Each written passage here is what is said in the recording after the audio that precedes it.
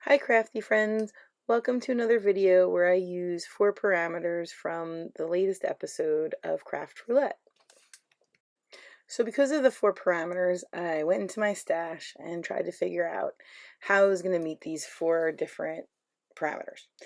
And then the first thing I thought of was this stamp set, because that knocks out nostalgic colors and blanket, because Peanuts, well, that's from my childhood, so that's nostalgic, and Linus has a blanket, so I thought perfect. So I went and got that, and now I am stamping it on regular copy paper, because this is how I have been doing my masks. Is I put them on regular copy paper, I then put them on my brother's mat, and which isn't that sticky anymore, so I just use a little painter's tape to tack down my copy paper with the stamp on it and run it through, and now I have my mask.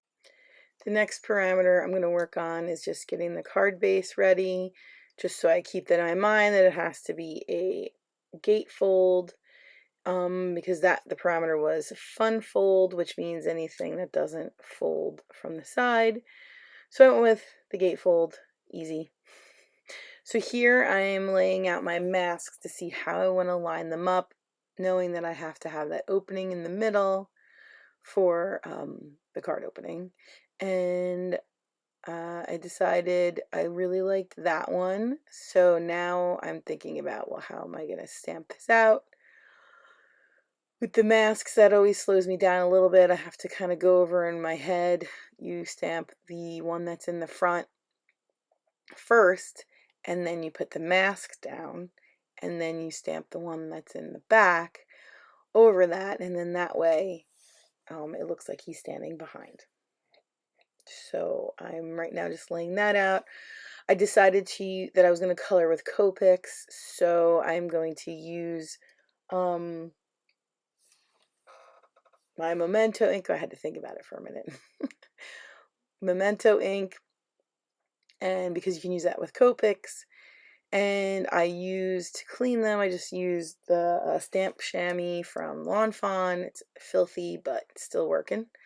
I just wet it, and then just use it with, it's damp, and I just wipe it off, and it's great.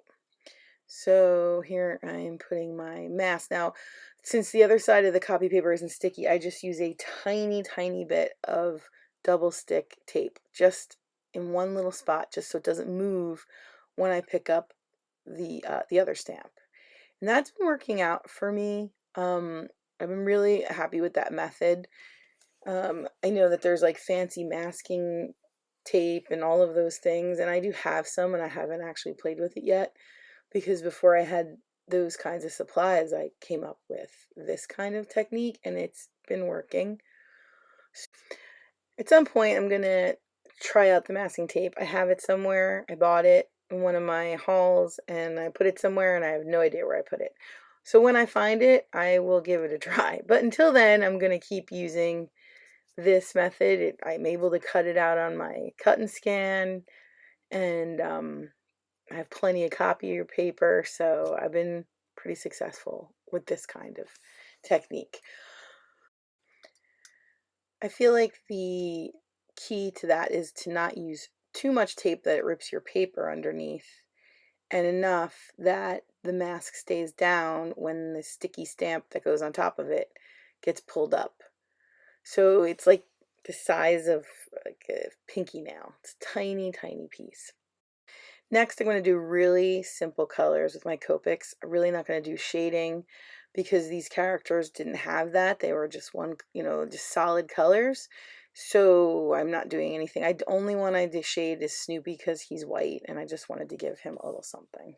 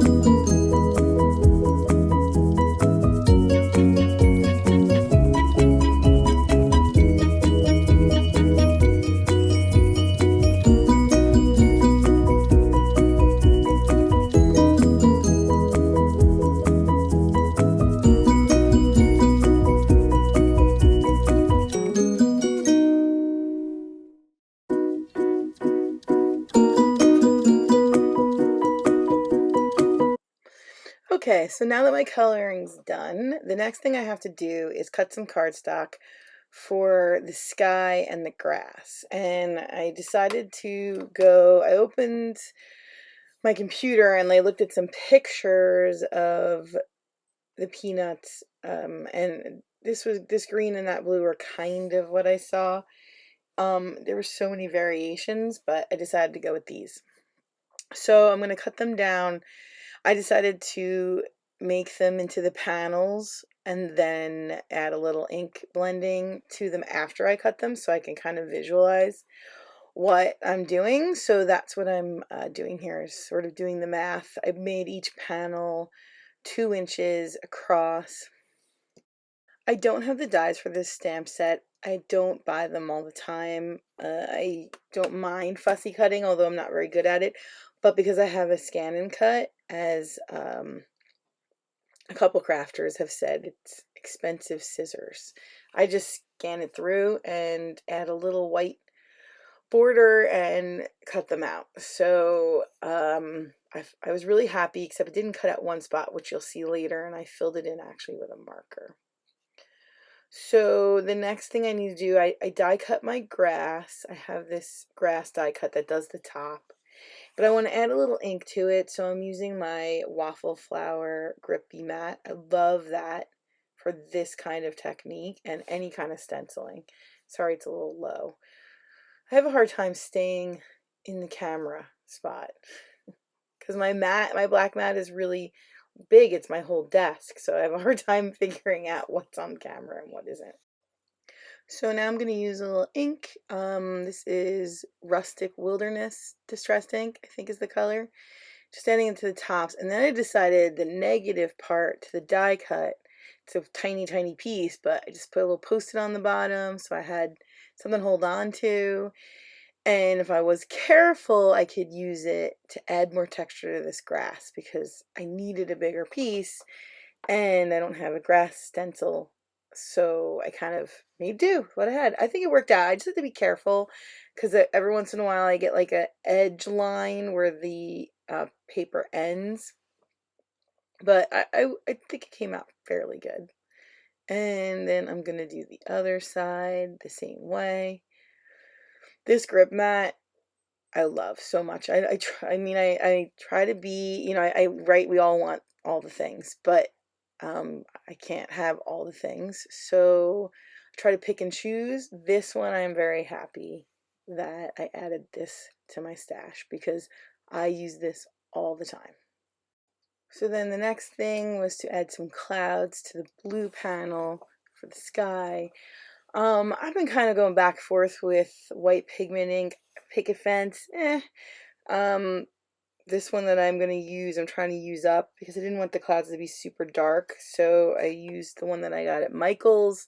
This is probably the least white that I have, so it's really subtle. So you can use it for, when you're barely there white. It doesn't go over anything. Like it has to just go on the cardstock. I recently purchased Hero Arts white pigment ink. I'm gonna try that one out next time.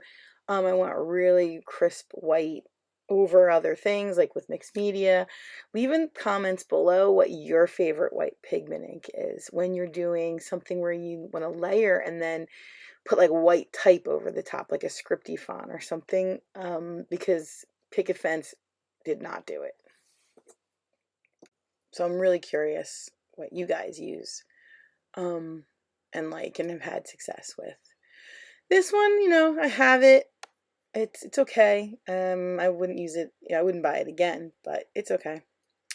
And then the next thing was that white. I thought about cutting it out, but then I decided I had a green that was really close to the paper, so I'm going to color in the background, and I'm actually leaving a little bit of a white border so it kind of mimics the little white that's on the outside, and I actually think it ended up looking really good on the finished card. I don't know, unless you were looking for it, you would even necessarily see it.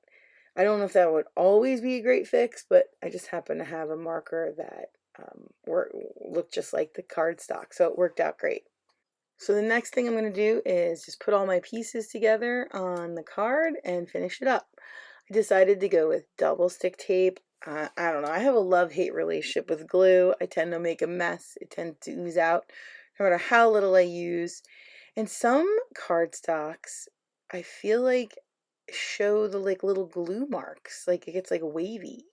And I've been going back and forth between art glitter glue and barely art. And they kind of both do it. So I don't know. Leave in your comments what your favorite is. I think this cardstock from Michaels wasn't too bad. Like I had to put some on the end, the little grassy parts. I was no way gonna put double stick tape on that. So I did put little tiny dabbles. And that was okay. I didn't see any kind of wavy paper, like wavy paper from that glue for this time, but it does happen often. So leave in comments what your favorite glue is. And then this is where I'm adding the last parameter that I could not figure out with this card. I was excited to use this stamp set. I hadn't really used it. Blanket, nostalgic, perfect. What do I do with a button? So I ended up giving Snoopy and Woodstock little belly buttons with my black marker. And I figured, there you go, button. It was kind of a sneaky way to get in that element, but sometimes you got to do it, or parameter, but sometimes you got to do it. I like to put this heavy stamping block that I have. I don't actually use it for stamping most of the time. I actually just use it to weigh down anything I'm gluing. It's like, it's just heavy enough to hold stuff together and glue. And now I'm just making them right in the spot so I can still open and close it. It's a little bit of a tricky close because there's a piece on both sides, so you have to fold it just right. But I kind of like the way it came out. Sorry about my dog. It's very hard to record. He's almost always barking.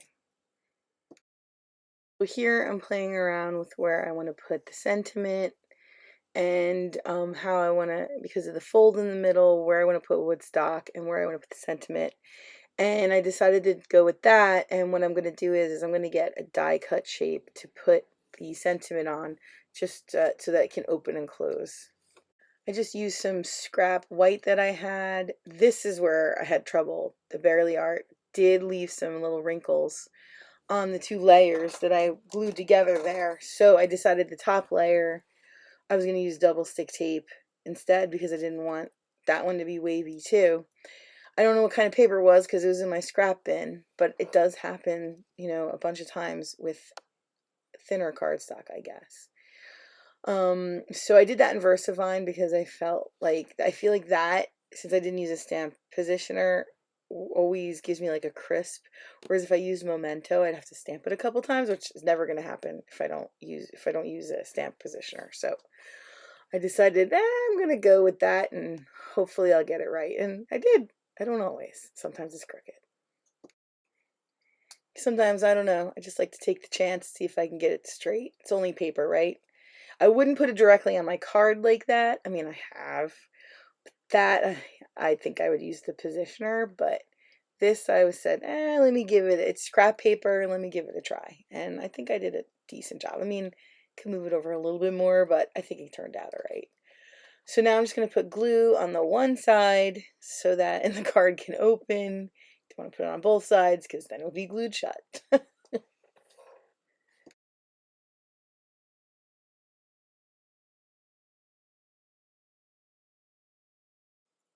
And then I'm going to add my little Woodstock in that side. Kind of, I was always planning on putting him there because I lowered Charlie Brown and Snoopy. So to kind of balance the front of it a little bit, that's where I put Woodstock. And then I just am going to put a sentiment on the inside. And then I'll be done. I don't always put sentiments on the inside of the card, but this one I knew it was gonna be a birthday because it's from our gang. So, well, from our gang to yours.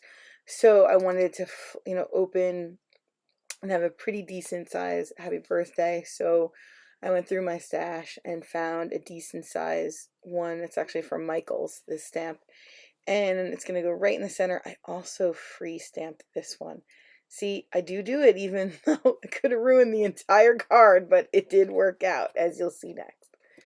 I did test it first on a scrap piece of paper to make sure that I hadn't used the stamp yet, to make sure it was stamping well, and it looked pretty good, so I decided to go with it. Again, I used VersaFine or even a StazOn because those are crisper than a Memento, which I always feel like needs to be done 2 or 3 times. So I'm going to hold my breath and I'm just going to do it because why not?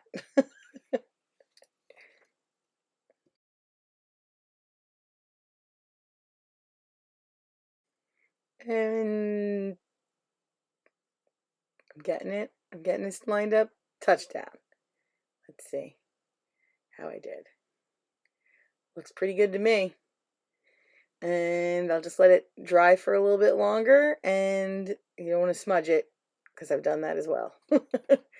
And that would be it. And there is my finished card, all done with the 4 parameters, gatefold, blanket, nostalgic colors, and a button. Thanks so much for watching. Have a crafty day.